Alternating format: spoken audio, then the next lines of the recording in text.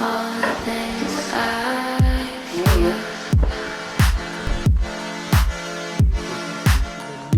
I feel weak. 8h30, nous quittons le gîte pour rejoindre Nathalie et Franck pour le petit déjeuner. Puis sur les conseils de Franck, nous allons aller voir la chapelle Saint-Jacques. Ce que je ressens quand j'arrive dans ce lieu, c'est incroyable. Je me sens entouré par une chaleur spirituelle. Il va y avoir peu d'endroits où je ressentirai ça en France, sur le chemin. En gros, je vais vous dire, il y en aura seulement 3. Nous sortons et là, nous nous séparons avec Godefroy. Lui va marcher beaucoup plus vite, il va faire des distances beaucoup plus longues que moi. Nous allons rester en contact et nous sommes toujours en contact. Très bien. Voilà. Allez, un grand merci à toi. Allez.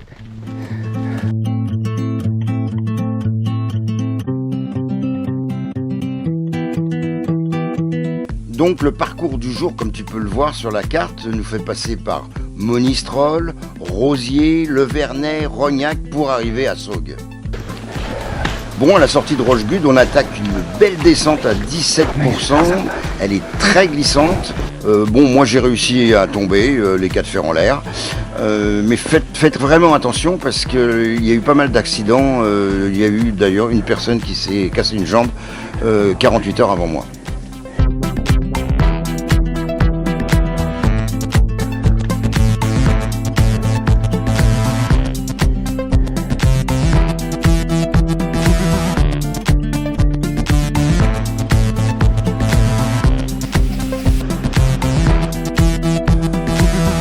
Alors j'arrive à Monistrol, on passe au-dessus de l'Allier via le pont Eiffel. Monistrol c'est sympa, mais une fois de plus en hiver, tout est fermé. Alors après Monistrol qui se trouve à 600 mètres d'altitude, on remonte, on va passer devant la chapelle troglodyte Sainte-Madeleine, via un chemin bien pentu, bien hard, qui va bien solliciter mes jambes et mon souffle.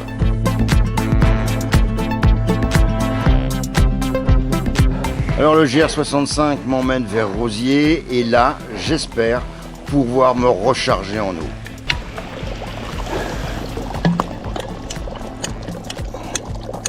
Ah merde.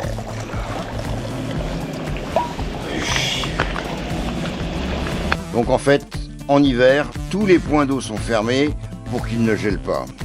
Ça, j'aurais dû y penser. Alors, je traverse le village de Le Vernet, c'est impressionnant parce qu'il est plus du tout habité en hiver, tout est fermé.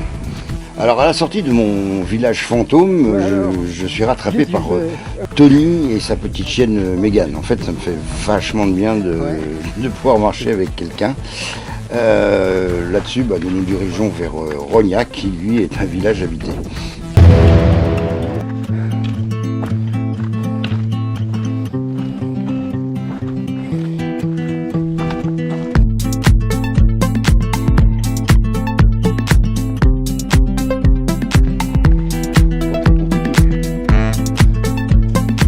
Voilà, j'ai laissé parler les images d'elles-mêmes.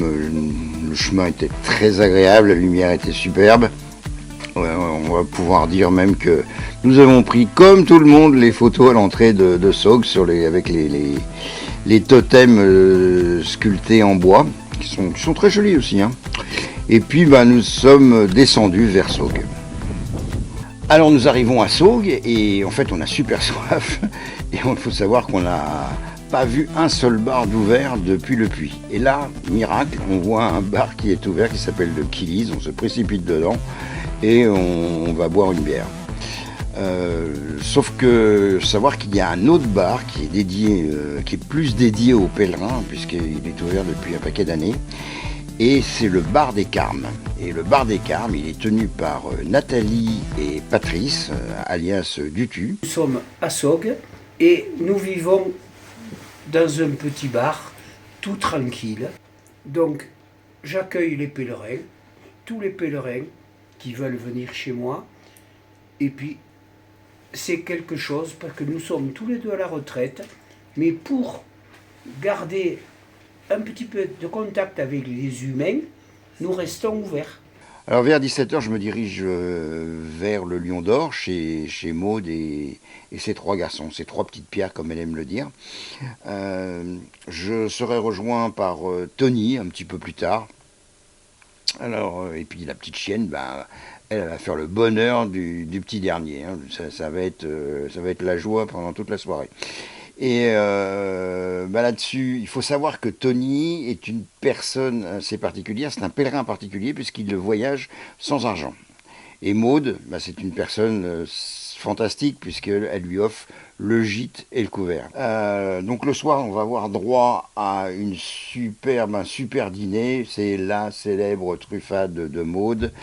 Je peux vous dire que ce dîner va nous réjouir le cœur, l'esprit et le corps.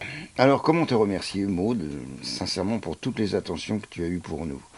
En fait, j'en sais rien, j'ai trouvé qu'une seule chose, c'est de te lire le petit texte que je vais te délivrer.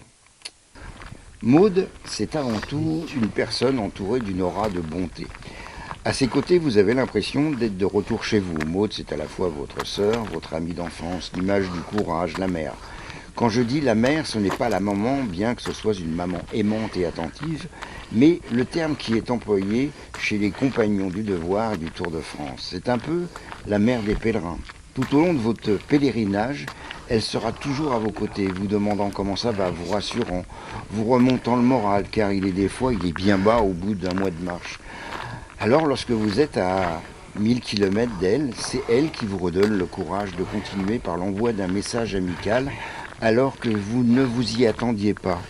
Alors Maud, te dire merci semble ridicule par rapport à l'amour que tu donnes aux pèlerines et aux pèlerins qui te croisent.